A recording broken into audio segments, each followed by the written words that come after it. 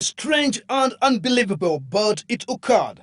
Lives of pilgrims during the Uganda Martyrs Day celebrations were at a risk, not excluding putting in danger to the lives of invited heads of states who attended President Museveni's swearing-in ceremony on May 15, 2016. There was a serious security lapse caused by police.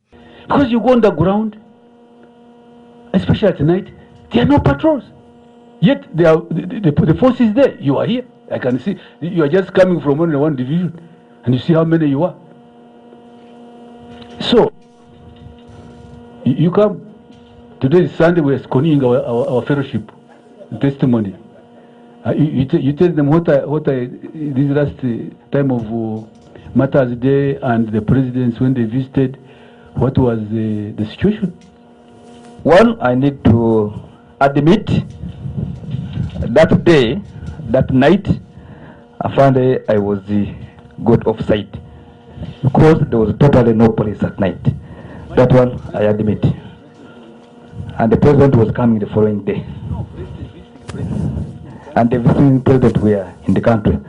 That one I admit I was got off guard, and I found I apologized, and that I rectified that. This security lab also took place at the police headquarters. The other time I came here, it was around between 3 and 4 a.m. I was supposed to have security here. Imagine at the police headquarters. And they were sleeping. Those who were there were just, I could as well have arrested them and taken them wherever I wanted.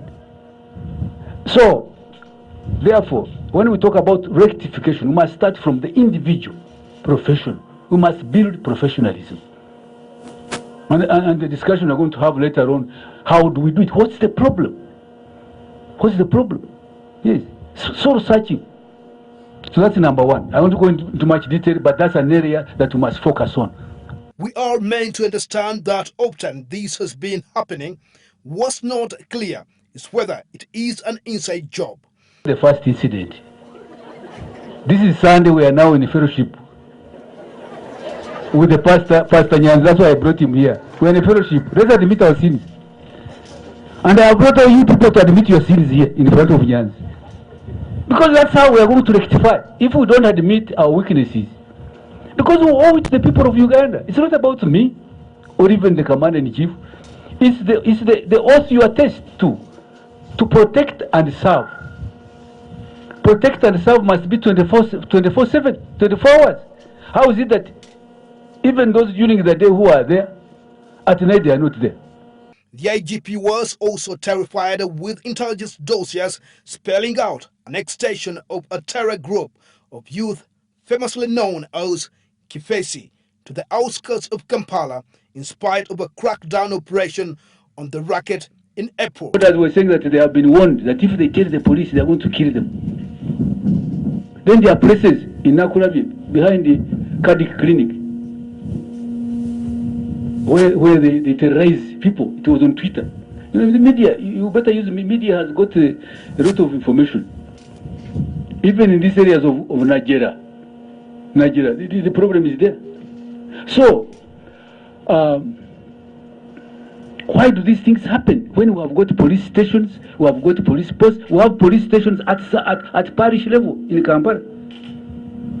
We have crime preventers. Why is the system not working?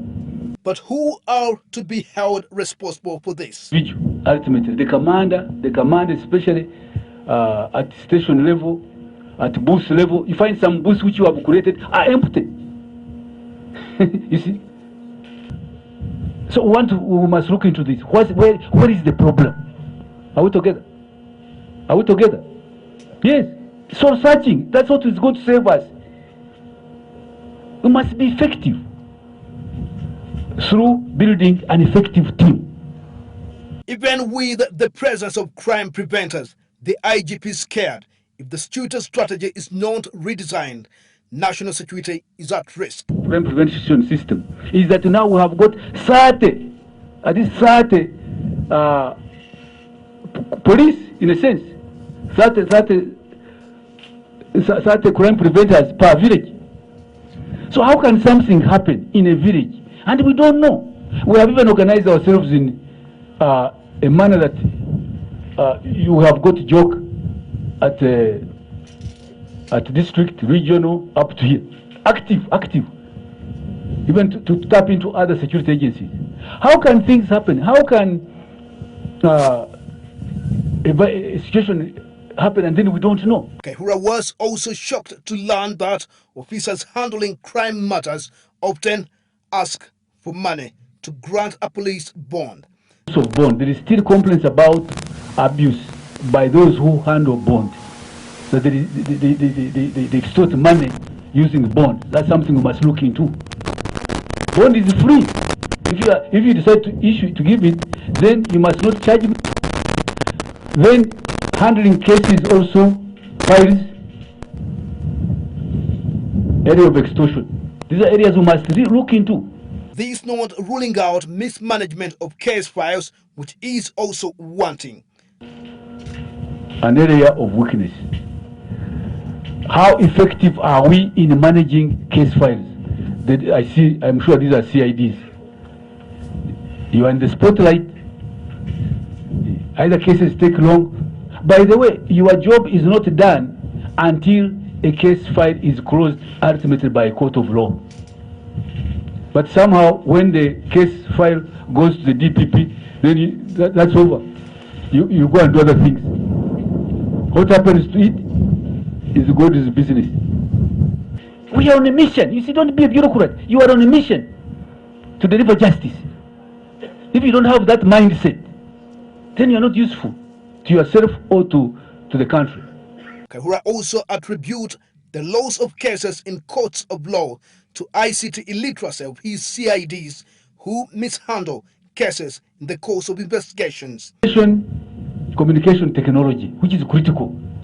We are modern police. We must optimize on the use of ICT.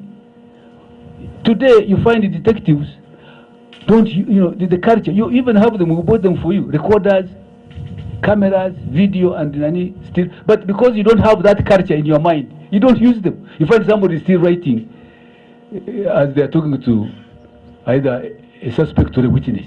Why don't you use recorders? This is partly attributed to demotivation and poor remunerations of police officers. To make sure that everybody gets it. It's amazing that up to there are some people who are not getting salary in the force, and they are working. So what's going on? Yet you have DPCs, what's going on? How does that happen? So these are things we must rectify, and rectify quickly, because that undermines the morale. I mean, how can somebody work without getting their salary? That's criminal. Timothy Sibasi, Just Television, the police headquarters in the capital, Kampala.